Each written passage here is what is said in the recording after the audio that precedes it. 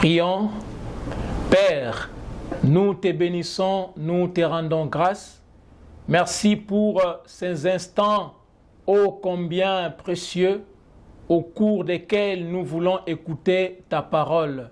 Cher Saint-Esprit, donne-nous un esprit de révélation et de sagesse dans ta connaissance.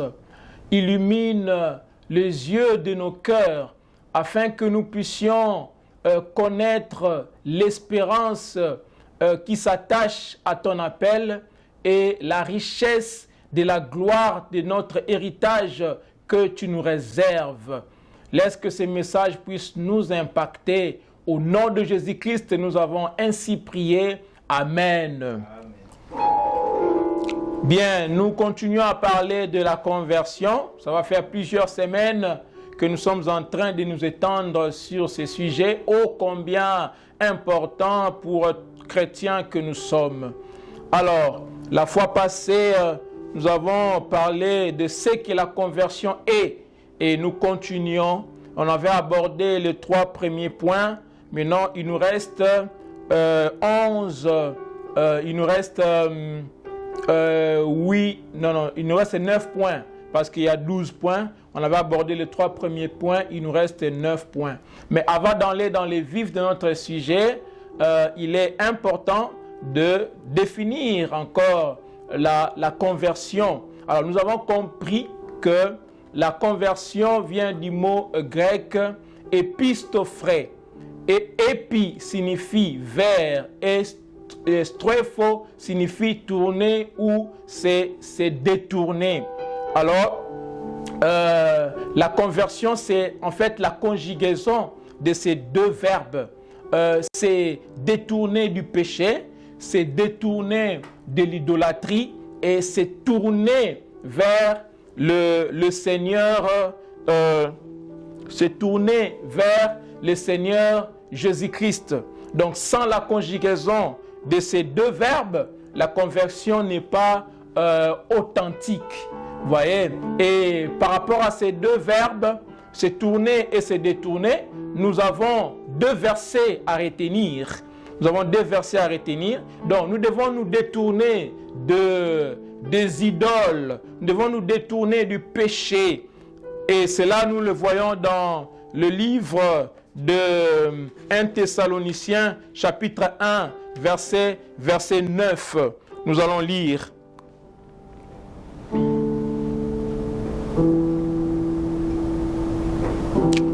1 Thessaloniciens, chapitre 1, verset 9. La Bible dit, « Car on raconte à notre sujet quel accès nous avons eu auprès de vous et comment vous vous êtes convertis à Dieu en abandonnant les idoles pour servir le Dieu vivant et vrai. » Vous voyez, donc, la vraie conversion, c'est détourner par rapport au péché, par rapport à l'idolâtrie. Se détourner des idoles pour servir le Dieu vrai, le Dieu véritable. Et ensuite, se tourner maintenant vers le Seigneur Jésus-Christ. Lorsqu'on se détourne du péché, on se détourne de l'idolâtrie, ça c'est la repentance. Ça c'est la repentance. Et lorsque nous nous tournons vers le Seigneur Jésus-Christ, ça c'est la foi. C'est la foi. Donc, se tourner vers Jésus-Christ, le verset à retenir, c'est Actes des Apôtres, chapitre 15, verset 3. Nous allons lire.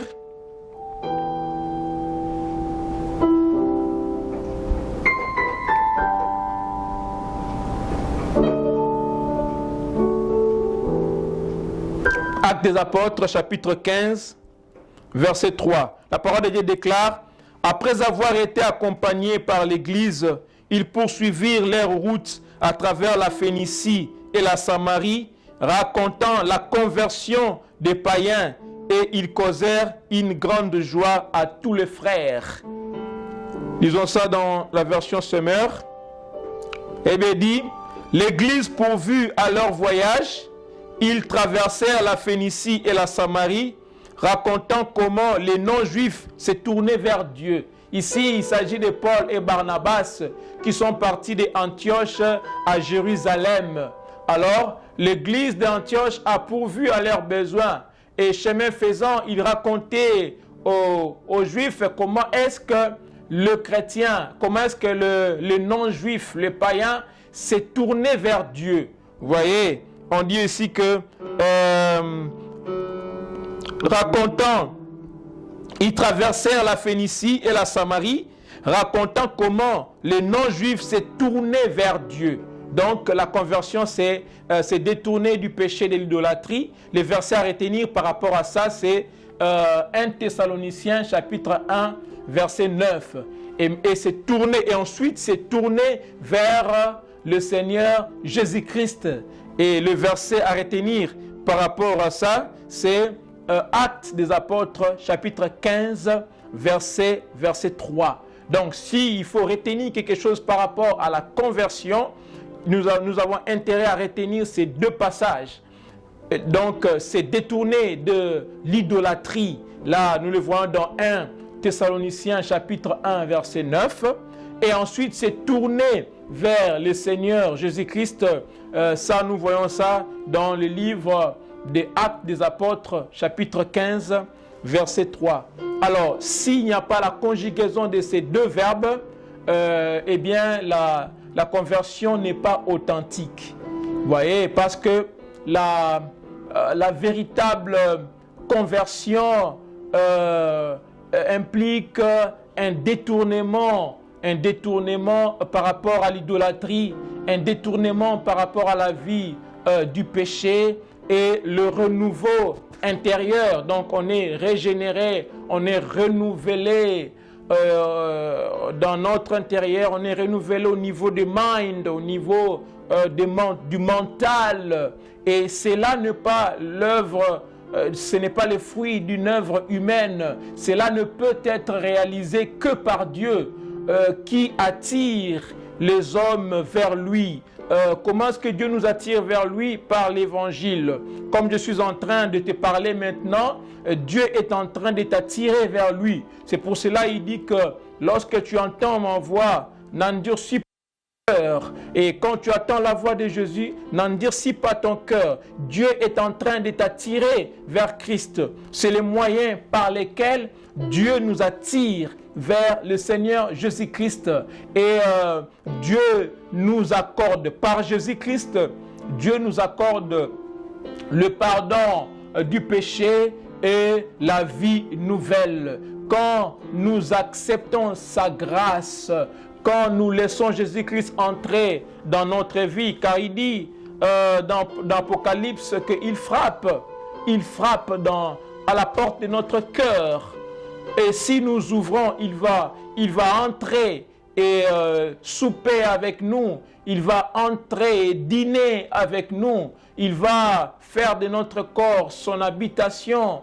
Vous voyez, donc il frappe à la porte de notre cœur et il veut que nous puissions ouvrir notre cœur afin qu'il puisse entrer et nous transformer, nous métamorphoser, nous rendre semblables à lui, parce que nous avons été créés pour être comme le Seigneur Jésus-Christ. On a été formés pour appartenir à la famille de Dieu. On a été créés pour être semblables au Seigneur Jésus-Christ.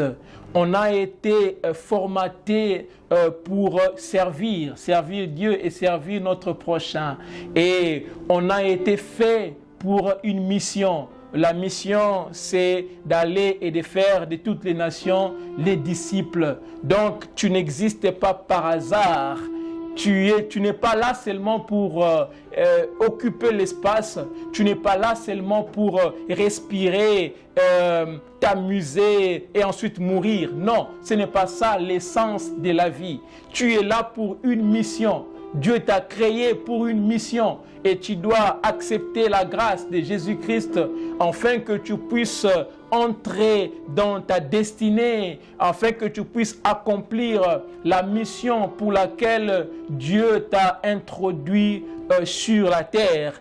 Et cela passe par la conversion. Cela passe par la conversion. Parce que tu ne peux pas prendre un raccourci. Cela passe par la conversion. Le chemin obligé, c'est la conversion. Tu dois passer par la conversion. Tu dois d'abord recevoir la grâce que Jésus-Christ offre. Quand tu reçois sa grâce, tu lui laisses l'accès, tu lui ouvres la porte de ton cœur. Quand il entre dans ton cœur, c'est alors qu'il va te donner un nouveau cœur. C'est alors qu'il va faire la circoncision du cœur afin que tu sois en mesure d'accomplir la mission pour laquelle le Seigneur t'a introduit sur la terre. Donc, la conversion correspond à ces deux verbes, la repentance et la foi. Lorsque nous nous tournons de l'idolâtrie, du péché, c'est la repentance, et quand nous nous tournons vers Dieu, c'est la foi. Vous voyez, donc si tu veux bien expliquer la conversion, tu as deux versets à retenir. Nous avons 1 Thessaloniciens chapitre 1, verset 9, donc c'est détourné de l'idolâtrie. Et nous avons aussi Actes des Apôtres, chapitre 15, verset 3. Donc, c'est tourner vers Dieu, c'est tourner vers Jésus-Christ. Donc, ça, ce sont de deux versets à retenir, ou les deux mots aussi à retenir, dont la repentance et la foi. Vous voyez, pour bien comprendre et expliquer ce que la conversion est. Alors, nous avons vu ce que la conversion est, parce qu'il est important pour connaître, distinguer le vrai dollar du faux, de se focaliser sur le vrai, de connaître les caractéristiques du vrai dollar. Comme ça, le jour où vous tomberez sur un faux dollar, vous saurez facilement déceler que c'est un faux dollar parce que vous connaissez les caractéristiques du vrai. Alors, lorsque nous connaissons les caractéristiques de la vraie conversion, le jour où nous tombons sur quelqu'un qui est en train de stimuler la conversion, qui est en train de feindre la conversion, qui n'est pas réellement converti, qui porte les masques, qui est hypocrite, nous allons comprendre que sa conversion n'est pas authentique parce que nous connaissons les caractéristiques de la vraie conversion. Voilà, donc nous avons cité 9 points, 12 points plutôt, qui peuvent attester qu'une conversion est authentique. Alors, je me fais le devoir de répéter ces 12 points parce que la fois passée, on avait abordé 3 de ces 12 points. Maintenant, aujourd'hui, nous allons tenter d'aborder les autres points. Je ne sais pas si nous allons finir, mais il sied d'y aller lentement pour que nous puissions mieux comprendre, parce que rien ne sert à courir. Nous les hommes, nous sommes lents à comprendre, donc il faut aller lentement pour que ça soit ancré vraiment en nous et afin que nous puissions vivre en nouveauté de vie, que nous ne puissions pas faire semblant d'être convertis, mais en réalité, on ne l'est pas. Donc, il faut que nous soyons vraiment de vrais chrétiens, que notre conversion soit authentique, que les autres attestent, que les autres témoignent, que réellement nous sommes convertis parce qu'ils voient un changement en nous, parce qu'ils savent reconnaître que nous sommes devenus vraiment une nouvelle créature. C'est très, très important. Donc, nous allons citer les 12 points. Alors, nous avons le premier point. Le premier point, nous avons dit que la conversion, c'est tourner vers Dieu. Deuxième point, on avait dit la conversion, c'est se détourner de l'incrédulité vers la foi. Et troisième point, on avait dit la conversion amène une nouvelle vie. Donc la conversion aboutit à une vie transformée. Et quatrième point, nous avons dit que la conversion apporte une nouvelle relation avec Dieu. Et cinquième point, nous avons dit la conversion est une œuvre de Dieu. Sixième point, la conversion, c'est renoncer à soi-même et c'est mourir à soi-même. Et septième point, la conversion, c'est être pratiquant de la parole de Dieu et non juste un auditeur. 8e point, la conversion, c'est vivre pour Dieu 24 heures sur 24, 7 jours sur 7, l'adorer, peu importe à quel point la vie devient difficile.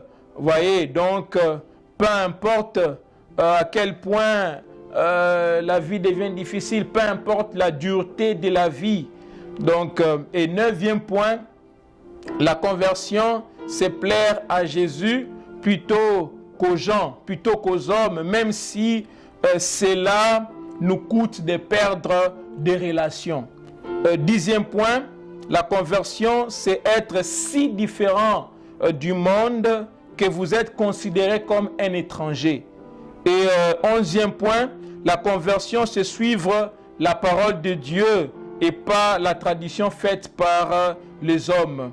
Et 12e point, la conversion, c'est partager l'évangile avec des amis, partager, annoncer la bonne nouvelle.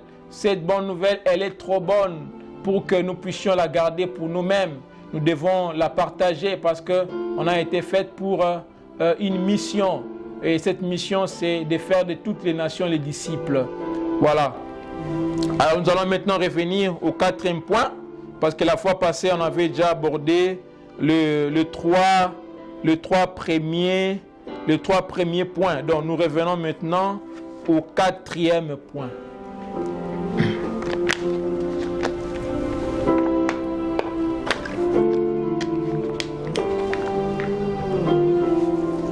Alors le 4e point, la conversion apporte une nouvelle relation avec Dieu.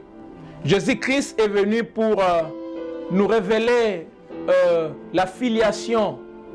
Donc nous sommes passés de la relation des créatures au créateur, créateur aux créatures, de la relation du Père au Fils. Jésus-Christ est venu nous révéler la filiation. Voilà pourquoi il a dit aux disciples, quand vous priez, dites notre Père. Donc Dieu est devenu notre Père. Dieu est désormais notre Père quand nous acceptons sa grâce, quand nous acceptons Jésus-Christ comme notre Seigneur et Sauveur. Donc il est venu nous révéler la filiation. La conversion apporte une nouvelle relation avec Dieu. Comment est-ce que la conversion apporte une nouvelle relation avec Dieu? En apportant un nouveau statut. Voilà, la conversion nous amène un nouveau statut. Nous allons lire dans le livre de Galates, chapitre 4, verset 7.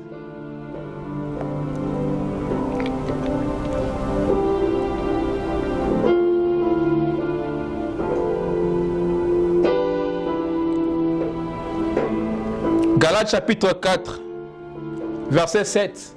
La parole de Dieu déclare: ainsi donc, tu n'es plus esclave, mais fils. Et puisque tu es fils, tu es héritier de biens promis grâce à Dieu. Voilà, donc nous ne sommes plus esclaves, mais nous sommes fils. Quand nous recevons le Seigneur Jésus-Christ comme notre Seigneur et Sauveur, nous ne sommes plus esclaves, mais nous sommes fils. Nous passons de la relation d'esclave au fils.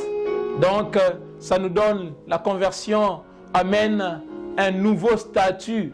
Désormais, nous ne sommes plus esclaves, mais nous sommes devenus fils, fils de Dieu et héritiers de biens promis. Nous sommes héritiers de Dieu et co-héritiers avec le Seigneur Jésus-Christ.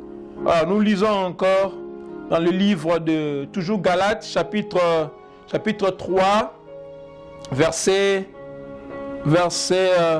26, donc de 26 à 27.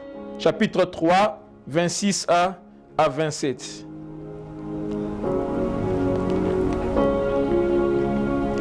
La parole de Dieu déclare ceci: maintenant, par la foi en Jésus-Christ, vous êtes tous fils de Dieu, car vous tous qui avez été baptisés par le Christ, vous vous êtes revêtus de Christ.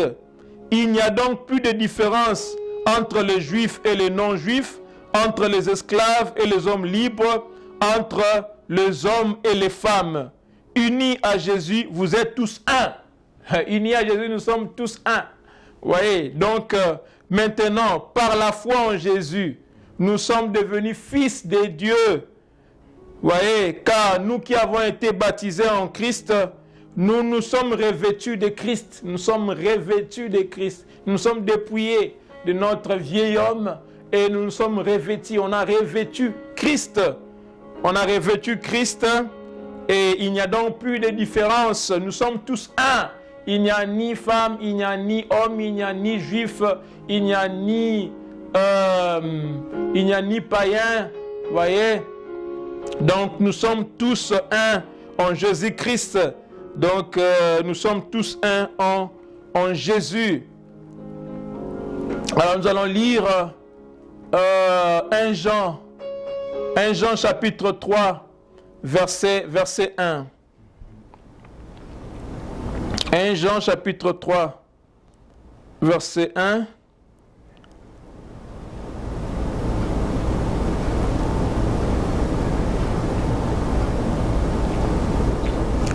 La parole de Dieu déclare, « Voyez quel amour le Père nous a témoigné pour que nous soyons appelés enfants de Dieu. Et nous le sommes.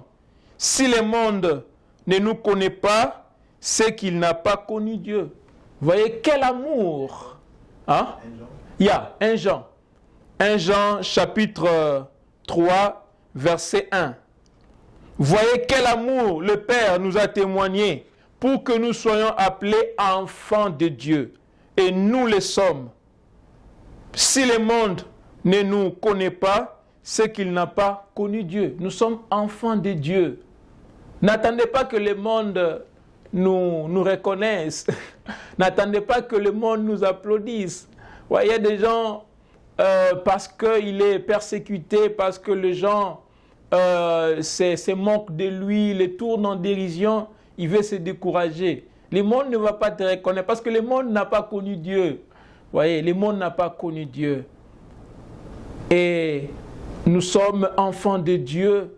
Nous avons de la valeur aux yeux de Dieu. Même si tu n'as pas, tu es méprisé par les gens, ne t'en fais pas. Tu as de la valeur aux yeux de Dieu.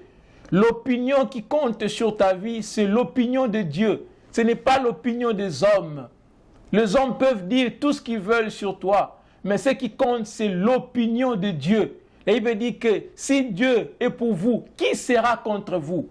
Donc ne cherchez pas à plaire aux hommes. Ne cherchons pas l'approbation des hommes. Cherchons l'approbation de Dieu. Nous sommes enfants de Dieu. Nous sommes fils de Dieu.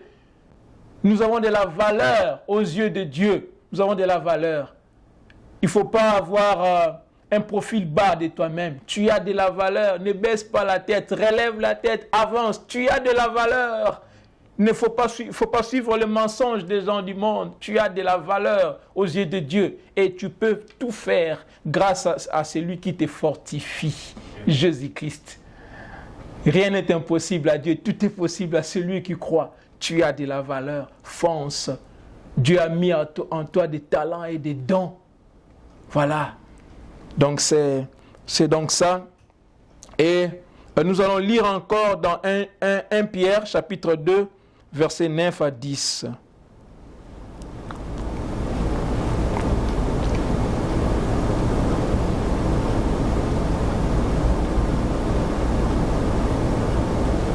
Pierre chapitre 2, verset 9 à 10.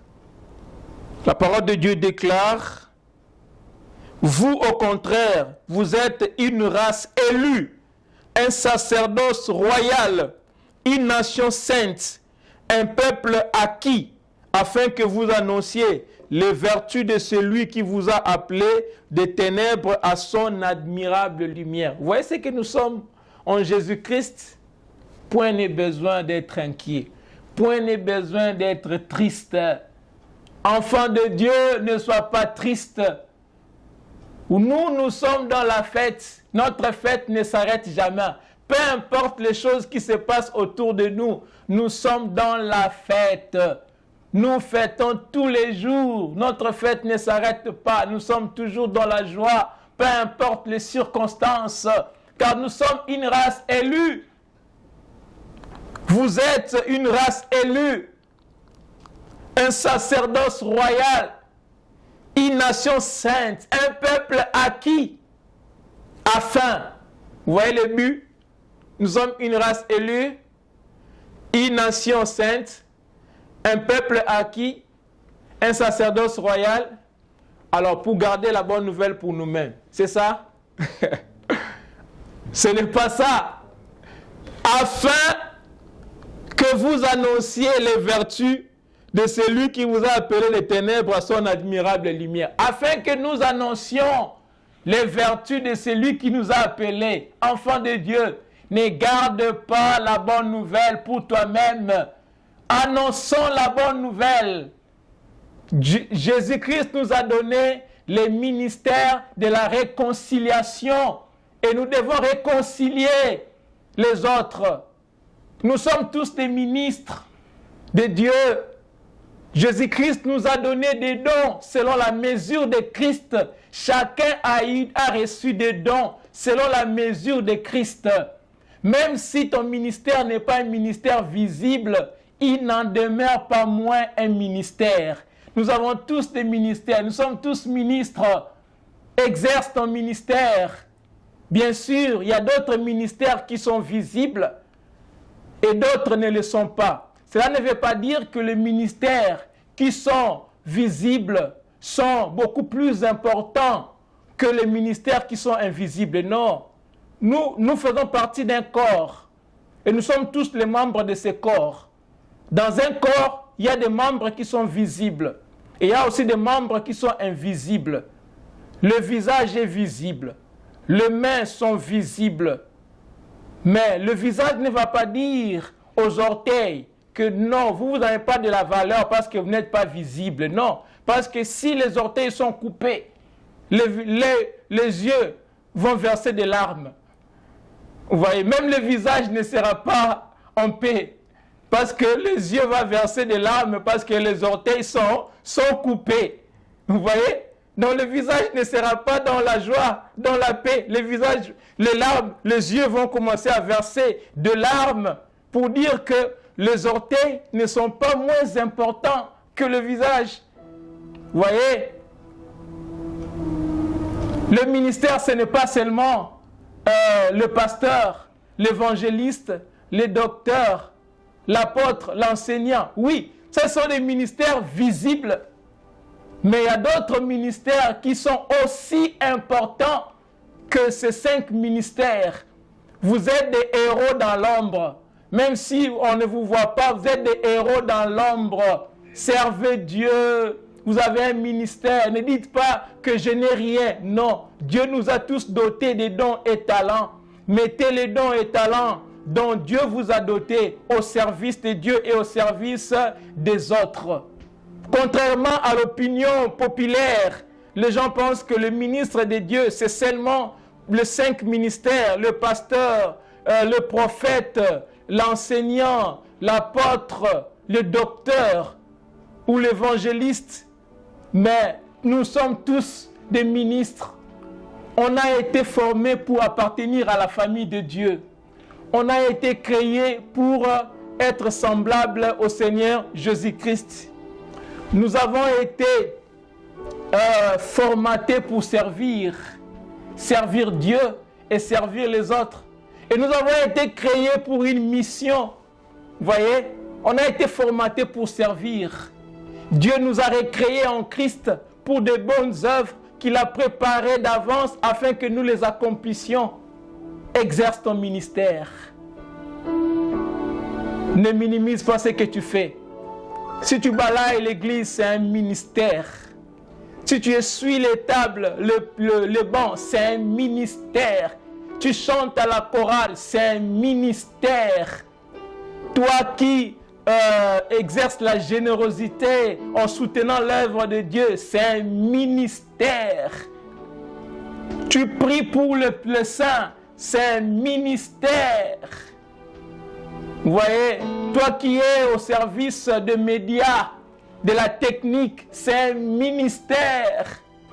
C'est un ministère. Nous avons tous un ministère. Il faut l'exercer.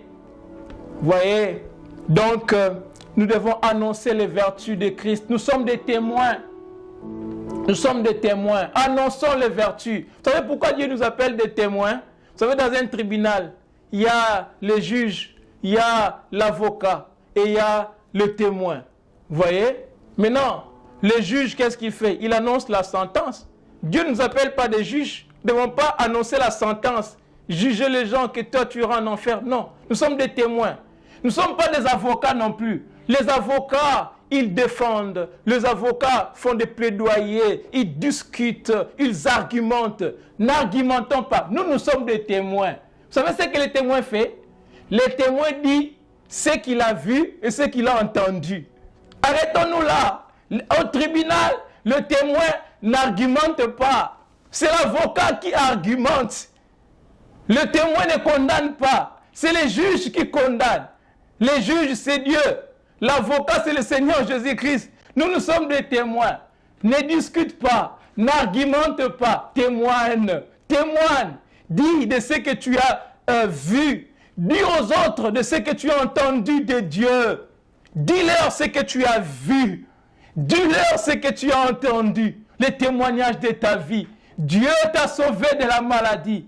Dieu t'a délivré de l'oppression. Dieu t'a délivré de la servitude du péché. Dis ça aux gens. C'est ce que tu as vu. Dis ce que tu as entendu. Tu as entendu la parole de Dieu. Ça a touché son cœur. Raconte-le aux gens. Dis ce que tu as entendu. Ne discute pas. Ne cherche pas à gagner les débats. Cherche à gagner les âmes. Ne cherchons pas à gagner dans le débat, à gagner dans des discussions. Cherche à gagner les âmes. Ne discute pas. N'argumente pas. Mais témoigne, témoigne, témoigne. Ne va pas dans des discussions vaines, mais témoigne ce que tu as vu, témoigne ce que tu as entendu. Annonce les vertus de Dieu, les vertus de celui qui nous a appelés des ténèbres à son admirable lumière. Voilà. Alors, maintenant nous passons nous sommes toujours au 4e point. La conversion apporte une nouvelle relation avec Dieu en nous apportant un nouveau statut et ensuite en nous apportant une nouvelle compréhension des choses. Alors lisons dans 2 Corinthiens chapitre 3, versets 15 à 16.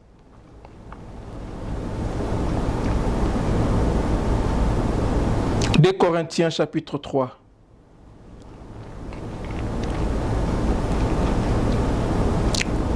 Versets 15 à 16. J'ai lu au nom du Seigneur.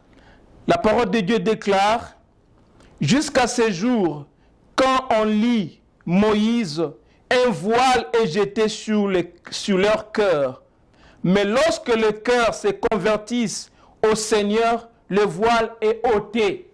Vous savez, quand Moïse est descendu de la montagne, quand Dieu lui a fait voir sa bonté, quand Moïse est descendu de la montagne, son visage était devenu tellement rayonnant que les enfants d'Israël ne pouvaient pas lui fixer les regards, ne pouvaient pas supporter la gloire qu'il y avait dans son visage. Et ils ont demandé à Moïse de voiler son visage. Et Moïse a voilé son visage. Et jusqu'aujourd'hui, quand on lit Moïse, ça veut dire la loi. Quand on parle de Moïse dans la Bible, c'est la loi, les Pentateuque, les 5 premiers livres de la Bible.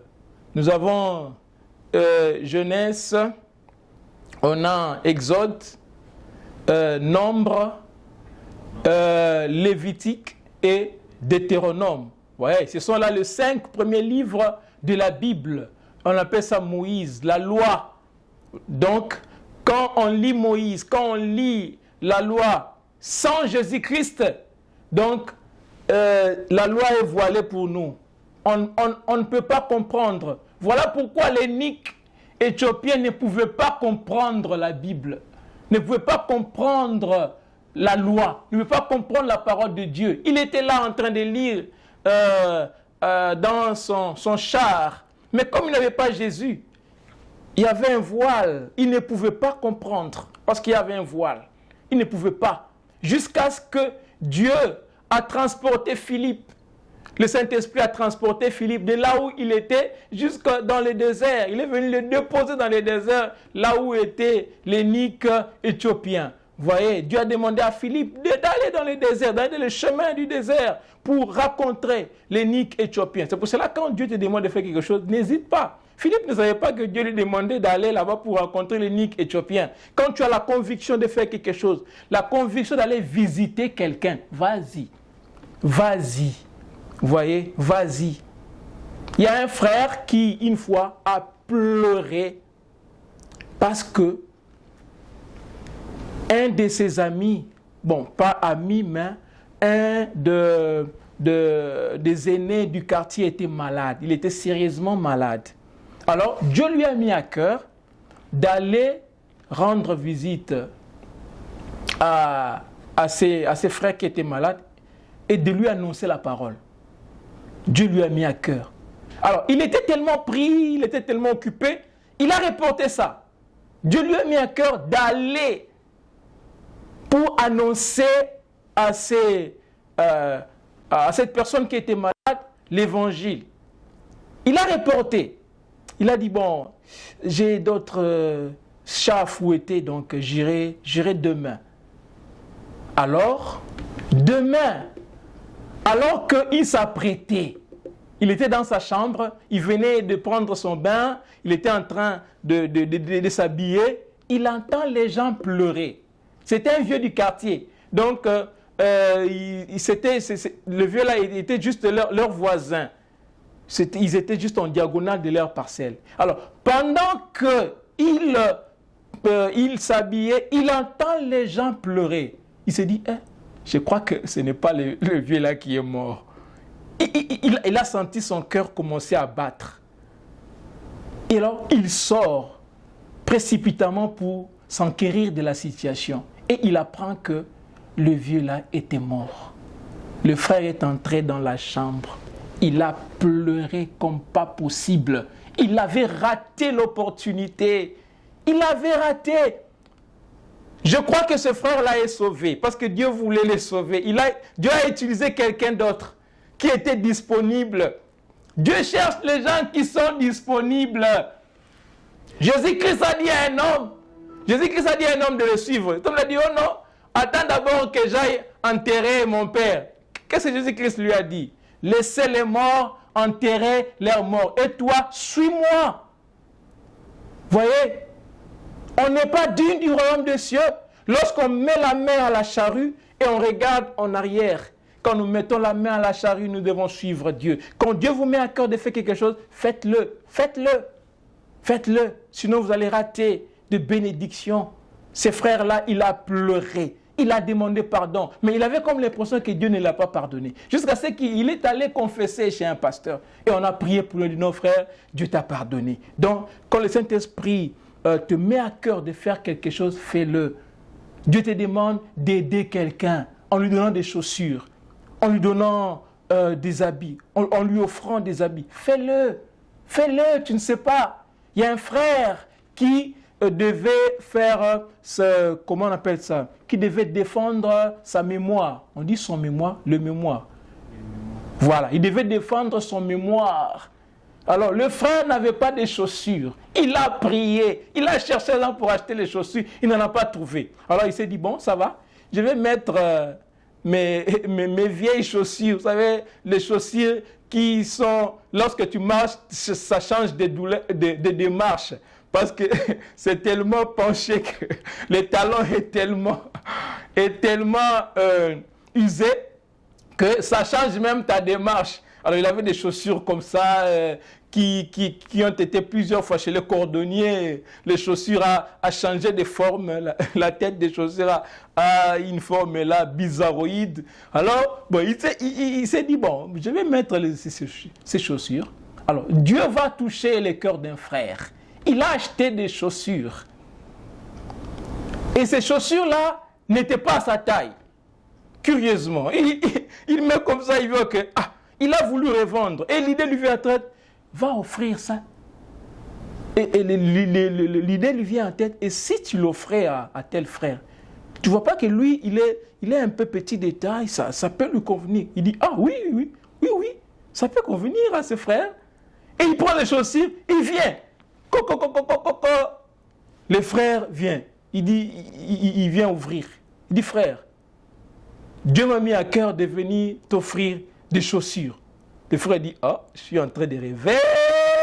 Ou bien, il dit, Dieu t'a mis à cœur de venir. Il a comme ça, des chaussures neuves dans les cartons. Le frère dit, c'est quelle pointure? Il a dit, c'est 41. Il dit, waouh, Dieu. Non. Il dit, 41. Il essaye comme ça, c'est sa pointure. Vous voyez, le frère a commencé à prier. Il a dit, non, Seigneur, tu es merveilleux. Voilà, ce frère-là, il a obéi. Alors, si il était habité par la cupidité, il dit, non, je vais les vendre. Il allait rater des bénédictions. Ce frère-là, il a glorifié Dieu à cause de l'obéissance de ses frères. Vous voyez, quand Dieu te met à cœur de faire quelque chose, fais-le. Fais-le, n'hésite pas, fais-le. Amen. Voilà. Donc, c'est donc ça. Ça mène une nouvelle compréhension des choses, parce que nous sommes maintenant une race élue. Nous sommes une nation sainte, dont nous devons partager l'évangile, annoncer l'évangile aux gens. Quand Dieu te met à cœur d'annoncer l'évangile, n'hésite pas. N'hésite pas. Dieu te demande d'aller annoncer l'évangile à quelqu'un qui est malade, qui est sur le lit d'hôpital. Vas-y. Je suis allé rendre visite à ma mère. Maman peut témoigner. Il y avait aussi ma soeur qui était dans la salle. Et même son mari, mon beau-frère, était là aussi. Je suis allé rendre visite à ma mère. Elle avait connu un accident. Et avant de partir, le Saint-Esprit me met à cœur d'annoncer l'évangile à l'hôpital. Je me suis levé. J'ai commencé à annoncer l'évangile. Il y a des témoins. Ma mère était là. Il y avait ma grande sœur et son mari, qui est mon beau-frère. J'ai annoncé l'évangile et les gens étaient contents. Les gens ont reçu le Seigneur Jésus dans cette salle. Il y a eu la présence de Dieu qui est descendue dans la salle. Il y a des gens qui m'ont appelé pour demander la prière, qui m'ont appelé pour poser des questions. L'atmosphère a changé. Et désormais, quand j'allais voir maman, j'exhortais les gens. Vous voyez, l'atmosphère a changé. Mais si toi, tu vas quelque part, Dieu te demande d'annoncer l'évangile, tu as peur.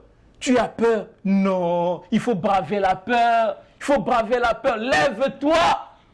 J'avais aussi peur, mais j'ai bravé la peur. Dès que j'ai commencé à parler, la peur m'a quitté.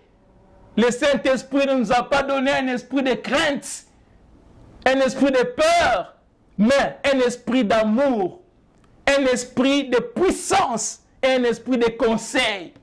Voyez, n'hésitons pas. Ici, on nous dit que non, il a fait de nous une race élue, un sacerdoce royal, une nation sainte, un peuple acquis. Pourquoi?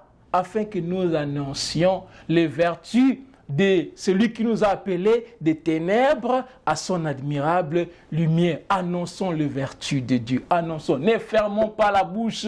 Ne laissons pas le monde nous intimider. Annonçons l'évangile. Annonçons l'évangile. Ne laisse personne te mépriser. Peu importe ton âge. Que tu aies 10 ans, 11 ans, 15 ans, 20 ans, 30 ans, 40 ans, 60 ans, même 80 ans. Annonce l'évangile. Dieu utilise tout le monde. Pourvu que tu sois disponible, Dieu utilise tout le monde. Il cherche les gens qui sont disponibles, qui veulent faire sa volonté. Amen. Fais cette prière, dis que Dieu utilise moi. C'est une prière dangereuse et bonne en même temps. Quand tu dis Dieu utilise moi, il faut être conséquent. Il faut que tu sois sérieux, parce que Dieu va vraiment t'utiliser. Quand tu dis Seigneur, je m'abandonne, utilise-moi, Dieu va t'utiliser. Maintenant, c'est dangereux quand tu n'es pas préparé. C'est dangereux quand tu n'es pas conséquent avec toi-même. Mais quand tu es conséquent, c'est une bénédiction. Dieu va t'utiliser. Ah, alléluia. Amen. Voilà. Donc, lisons encore Jérémie. Non, je crois. Ouais. On aborde maintenant le 5e point. On a fini avec le 4e point. Maintenant, on aborde le 5e point. Alors, le 5e point, la conversion est une œuvre de Dieu. Ce n'est pas une œuvre humaine. La conversion est une œuvre de Dieu. C'est l'œuvre de Dieu, ce n'est pas une œuvre humaine. Dieu amène les gens à lui-même. C'est Dieu qui attire les gens vers lui. C'est Dieu qui attire les gens vers lui. C'est une œuvre de Dieu, ce n'est pas une œuvre humaine. Parce que c'est Dieu qui attire les gens vers lui. Alors nous allons lire dans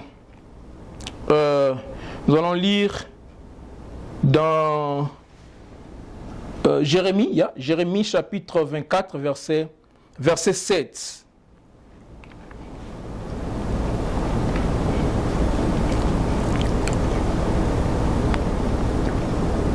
Jérémie chapitre 24 verset 7.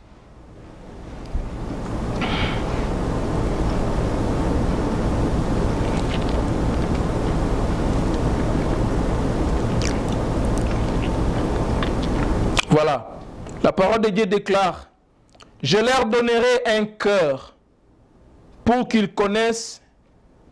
Lisons ça dans la version Louis II.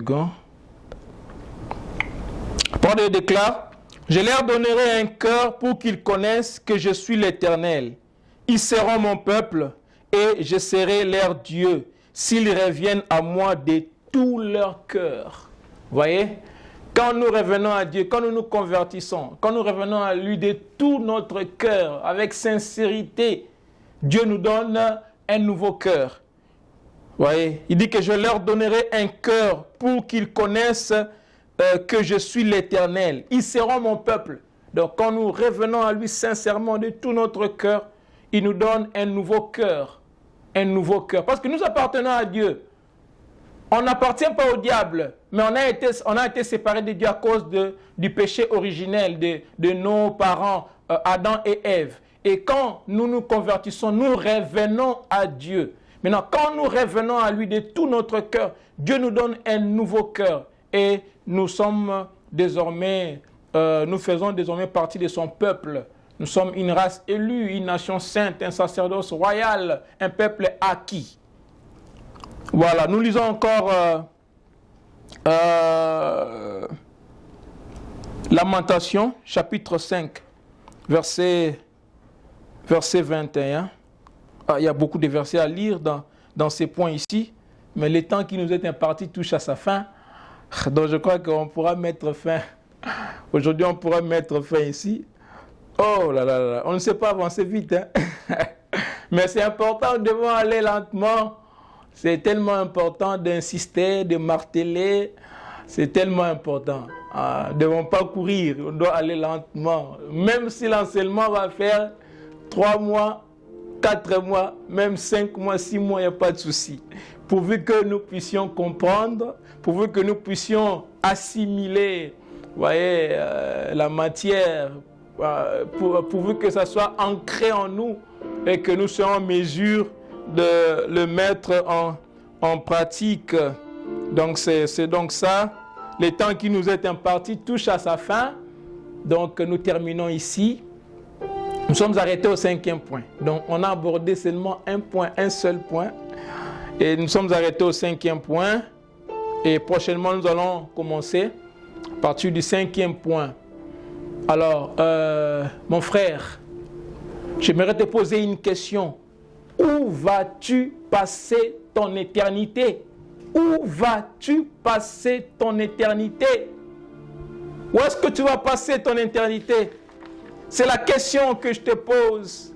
Où est-ce que tu passeras l'éternité? Il faut réfléchir à cette question-là. Tu passeras ton éternité où? Tu ne peux pas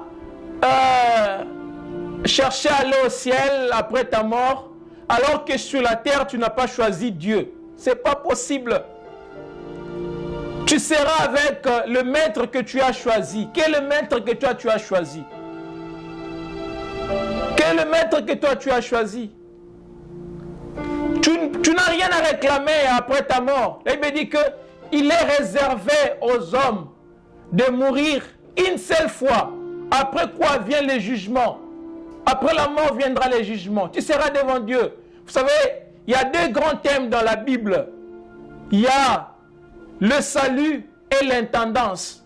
Le salut, c'est quoi? Dieu va poser la question aux païens, aux gens qui ont rejeté, qui ont foulé aux pieds la grâce. Il va leur poser la question. Qu'avez-vous fait de mon fils Jésus-Christ? Dieu va leur poser la question. Et à nous qui serons sauvés, Dieu va nous poser la question. Qu'as-tu fait des dons et talents que je t'ai donnés? Deux grands thèmes, le salut et l'intendance. Par rapport aux païens, la question leur sera posée. Qu'avez-vous fait de Jésus-Christ, mon fils?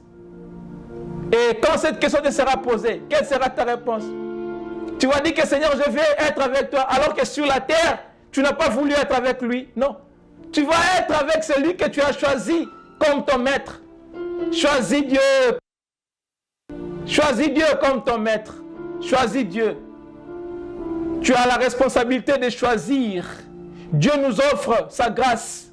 Mais l'action de l'homme, la grâce de Dieu, c'est l'effet efficient. C'est la cause efficiente. Et l'action de l'homme, c'est l'effet répondant. La grâce de Dieu, c'est la cause. Et ton action, c'est l'effet. Il faut réagir à la grâce. Il faut réagir. Un phénomène est causé par la cause et l'effet. S'il n'y a pas la cause et l'effet, il n'y aura pas un phénomène. Et pour que tu sois converti, pour que tu sois renouvelé, régénéré, tu dois réagir à la grâce de Dieu. La grâce, c'est la cause efficiente. Et ton action, ton choix, c'est l'effet répondant. Tu dois réagir à la grâce de Dieu. Accepter la grâce de Dieu. Accepte la grâce de Dieu. Accepte la grâce de Dieu. Ne laisse plus le péché te séparer de Dieu. Accepte la grâce de Dieu pour que tu sois sauvé. Pour que cette question-là ne te soit pas posée. Qu'as-tu fait de mon fils Seigneur Jésus-Christ? Et quand tu es sauvé, utilise les dons que Dieu t'a donnés au service de Dieu et au service des autres. Là, Dieu va t'appeler bon et fidèle serviteur. Viens à ma gloire, viens à ma droite. Vous voyez? Donc, l'intendance, Dieu va dire aux gens, il y a des gens qui seront sauvés mais qui n'auront pas de récompense parce qu'ils n'ont pas utilisé les dons et talents que Dieu leur a donnés. Dieu va te demander, qu'est-ce que tu as fait des dons et talents que je t'ai donnés? Vous voyez, reçois le Seigneur Jésus-Christ. Ne laisse plus le péché te séparer de Dieu. Et on ne peut que être avec Dieu dans le ciel lorsqu'on accepte sa grâce. Ce n'est que par grâce que nous sommes sauvés. Ce n'est pas par nos œuvres. Tu n'as rien à faire comme œuvre pour être sauvé. Tu n'as qu'à accepter. Tu n'as qu'à accepter. Le salut est à la distance d'une seule parole. Et cette parole est dans ta bouche. Tu n'as qu'à accepter le Seigneur Jésus comme ton Seigneur et Sauveur. Oh, si tu es prêt, si tu es prêt à faire la paix avec ton Créateur, si tu es prêt à faire la paix avec ton Créateur, répète après moi cette prière. Répète après moi cette prière. Seigneur Jésus-Christ, je crois à ta grâce. Seigneur, tu as promis que si je t'accepte comme mon Seigneur et Sauveur, tu vas pardonner tous mes péchés et tu vas me faire entrer dans la famille de Dieu. Seigneur, je confesse mes péchés, Seigneur, mon Dieu, mon roi. Je ne veux plus vivre pour moi-même. Je veux vivre pour toi. Je t'accepte dans ma vie, Seigneur. Entre dans ma vie, Seigneur, mon Dieu, mon roi. Yahweh, oriente-moi, Seigneur Jésus. Oh, prends la direction de tous les domaines de ma vie, Seigneur. Oriente ma vie, Seigneur Jésus-Christ. Fais de moi ce que tu veux, Seigneur, mon Dieu, mon roi. Et fortifie-moi afin que je puisse demeurer fidèle à toi, Seigneur Jésus-Christ. Merci de m'accepter dans ta famille. Merci de me donner un nouveau statut, le statut d'enfant de Dieu. Je suis maintenant enfant de Dieu et héritier de Dieu, co-héritier avec toi, le Seigneur Jésus-Christ. Seigneur, merci. Merci, Seigneur Jésus. Et montre-moi une bonne église pour aller prier, Seigneur Jésus-Christ. Une église qui va m'aider à croître dans la foi. Au nom de Jésus-Christ. Amen. On acclame le Seigneur.